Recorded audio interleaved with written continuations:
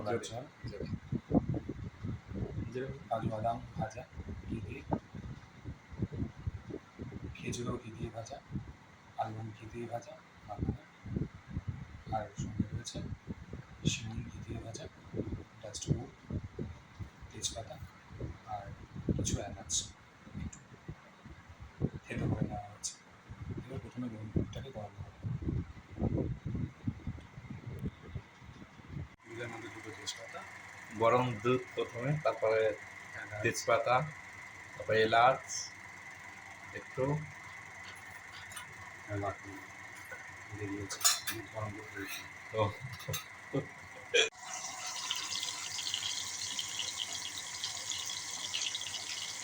আপাতত দুধ ঘন হয়ে এসছে। এবার আস্তে আস্তে অন্যান্য জিনিসগুলো অ্যাড করবো। যেমন হচ্ছে কাজু বাদাম ভাজা কাচ্ছি, জিরে ভাজা, খেজুর, না ভিজে ভাজা আলু, মাখানাটা অনেক পরে হবে কারণ দুধটা সোপ করে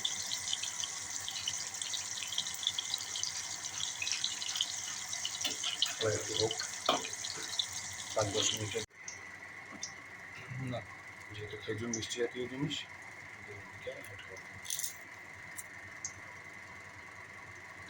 এটা দিয়েও 2-4 মিনিট হবে।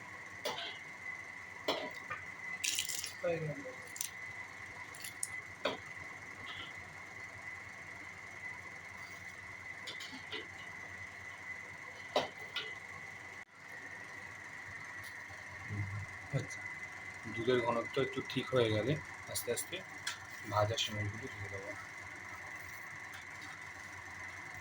পুরোটা থেকে।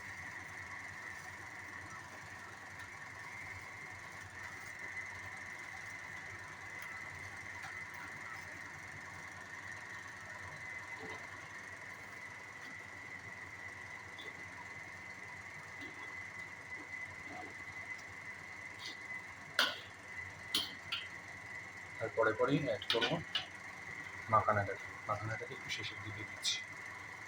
দেখুন মাখানা দিয়ে দিলাম।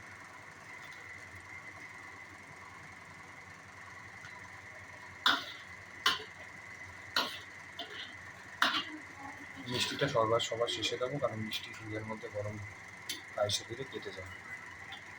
গ্যাসটা বন্ধ করে দেবো।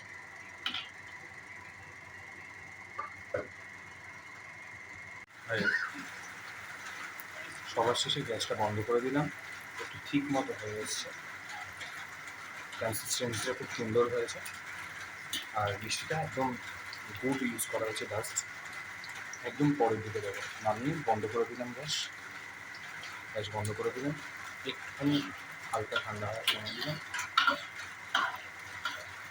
দিয়ে একটু ফোটাটা বন্ধ হয়ে যাওয়ার পরে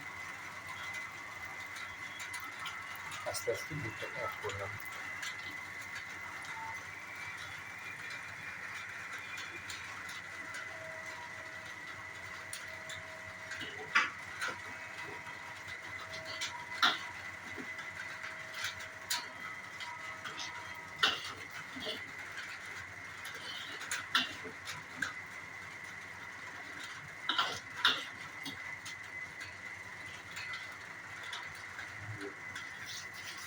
জন্য 1 ফোঁটা গোলাপ জল অ্যাড করলাম। রেডি। এবার সার্ভ করার পালা।